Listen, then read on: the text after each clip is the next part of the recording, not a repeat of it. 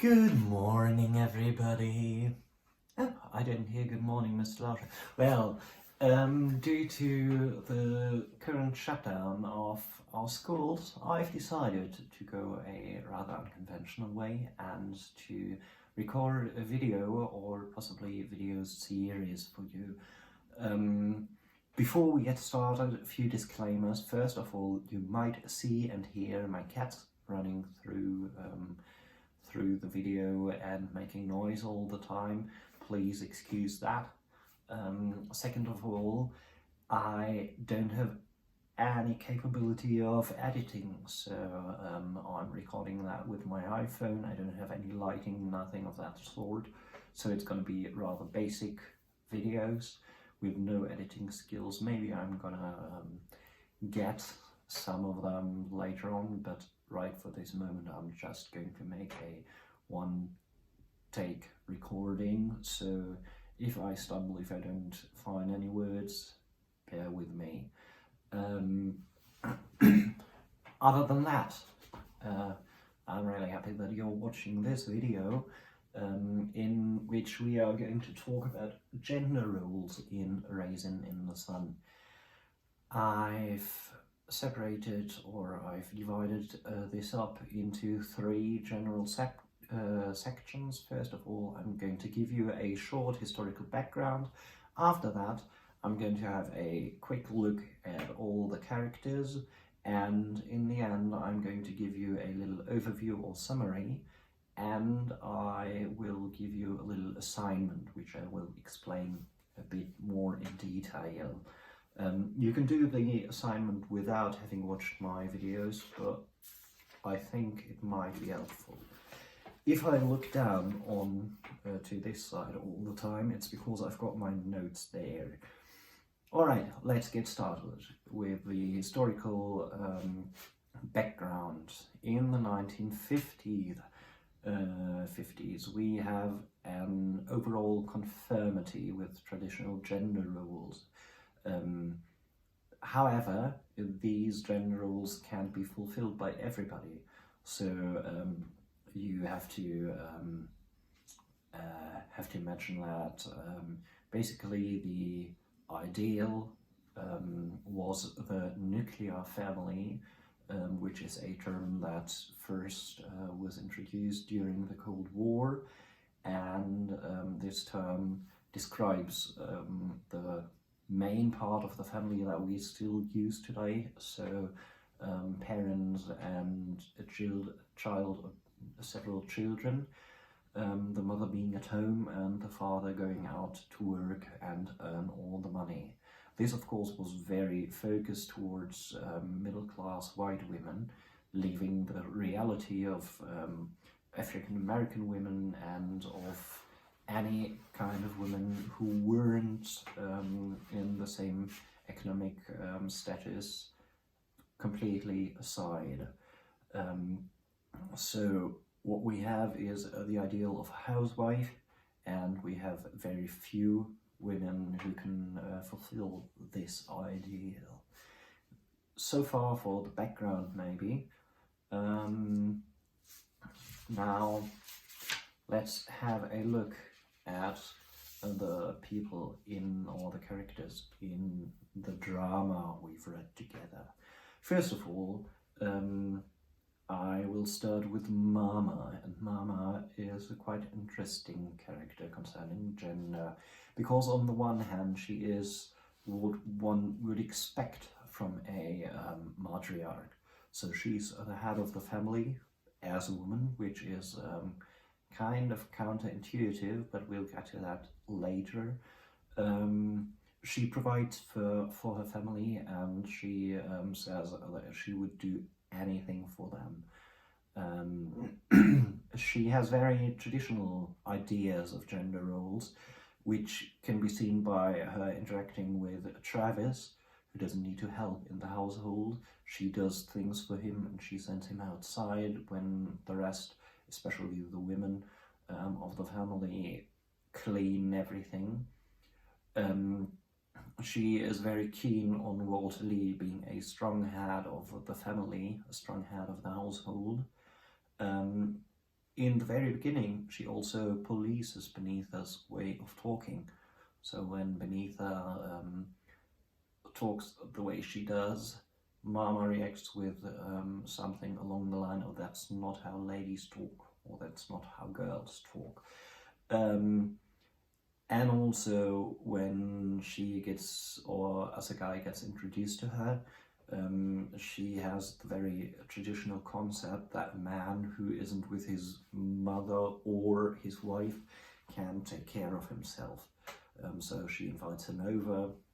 She's very well-meaning in all of these, so that's nothing that she does out of spite or because she's anti-feminist or whatever. It's all well-meaning. Also, she diverges from her ideas in some aspects. So, for example, she leaves beneath a choice when it comes to her relationships. She doesn't try to force her to marry the rich George, which would be the wiser choice if it wasn't about love. She is totally fine with her not wanting to marry this well-off black man. Also, she encourages her daughter to become a doctor, which is kind of out of character, but then again, it isn't. So she is both traditional, and at the same time she has some parts where she doesn't cling to the traditional gender roles. Next up, let's quickly talk about Ruth. She is rather traditional as well, although she has to work, and she does expect her son to help in the household. So she seems to have given up on Walter and on him being more included in the household work and stuff like that, but she hasn't given up on her son yet. So she tries to get him to be part of that as well.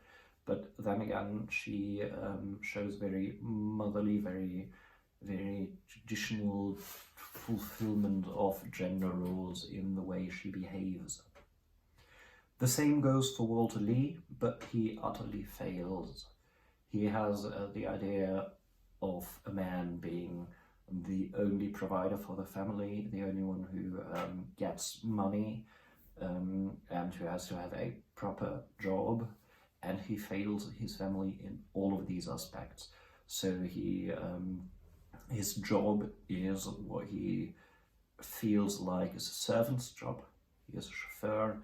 He makes money by doing what people tell him to do and by doing handiwork for people, driving them around. And also he fails his family when he loses all the money from the insurance company, or at least parts of it, which makes him really troubled. However, he tries to keep up the image, at least in front of his son. So in the very beginning we have this little period where he gives money to his son, trying to be like the rich guy who provides for his family and is able to give his son as much money as he wants to, just to turn around when his son is gone and getting the money back from his wife. And also in the very end, where Carl Lindner arrives again to get the family to sell their house, Walter Lee is nearly giving in to him, and then his son arrives and he becomes the man he wants to be, and he doesn't sell, and he sticks up for himself and for his family. As for Travis, he behaves in a very traditional boyish way, if you want. He adores his dad. He thinks his dad is a superhero and he can do anything he wants to. And Travis also escapes from household work. He doesn't do his bed. He doesn't make his bed. He doesn't help when the whole family is cleaning. And in this particular part of the story where he goes outside to play while the women clean the house, he chases a rat, and he is telling his family all about the gore and the blood and all that. So he tries to be super manly, or what he thinks is manly as well. However, he's very loving to his mother and to his grandmother, and he's afraid of, for example, Beneatha. And he hides behind his grandmother when Beneatha threatens to beat him. But overall, he tries to fulfill the role of what he thinks is very manly as well. The two suitors of Beneatha are very interesting in this aspect too, because on the one hand we have George, who is extremely traditional, so he knows he's rich, he knows he's good looking, and he thinks that gives him total command over Beneatha, and he can tell her what to do.